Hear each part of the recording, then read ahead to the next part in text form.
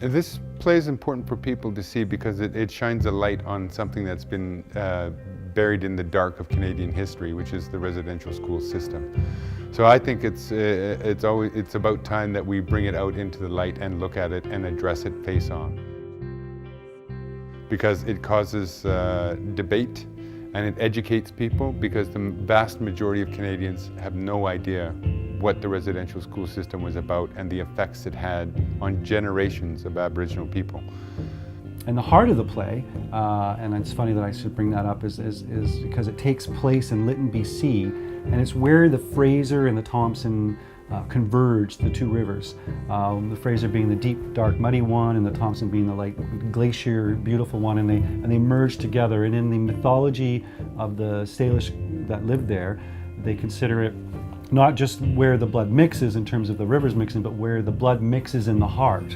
Where the blood mixes is basically a 5-person play, and they all come from the same community of Lytton. And Floyd's daughter was apprehended when she was a baby and taken away from Floyd, who was a single dad at the time. And she's now a grown woman and wants to find out where she comes from and who her dad is. And just the act of her coming back dredges up all these memories for him, the loss of his wife, the loss of the daughter, and just being a damaged kid from residential, being abused and all those things. But it's also a play that is funny. It's got lots of humor, and there's hope at the end of it. So it's just not you'll laugh, you'll cry, and you'll laugh some more. I would say that behind the scenes, which people don't know, is Rosalie Gray is our point person in terms of she's done all the legwork. She's gone out, she's connected us with a lot of the Aboriginal Métis communities to make them just know, to be aware that this is going on and this is happening. As the outreach coordinator, my responsibility is to engage the Aboriginal community in and around Edmonton, and mostly I target all of Alberta. And targeting the Aboriginal community to draw them into seeing live theatre and enjoying a play such as this. It's a Governor General award-winning play, so it's a very rich play, and it's something that all Aboriginal people share as a story.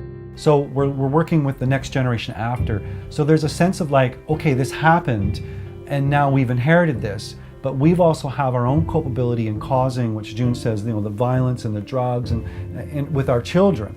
It's us. We came from the schools, but it's us. So it's taking that ownership of, yes, you were dealt these really awful cards. You were basically genocide in terms of our own culture. But with that, how do we make a positive out of this? How do we move forward from this instead of being stuck with that? So it's not just a play about, oh, the abuses. It's more like, yes, that did happen. Now how do we go forward? How do we become healthy? How do we now pass on healthy things to our kids and remember the positive things about our culture and hang on to those things and share those things on a larger scale, because there's so many great things to offer. I think it's important for Aboriginal people and non-Aboriginal people to come together and see this play together.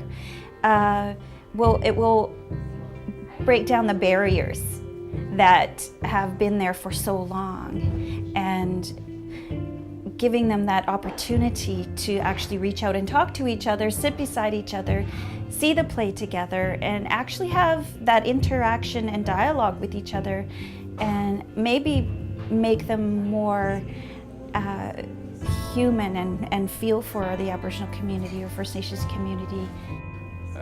Everybody in Canada should see the show because the writing is so crisp and brilliant.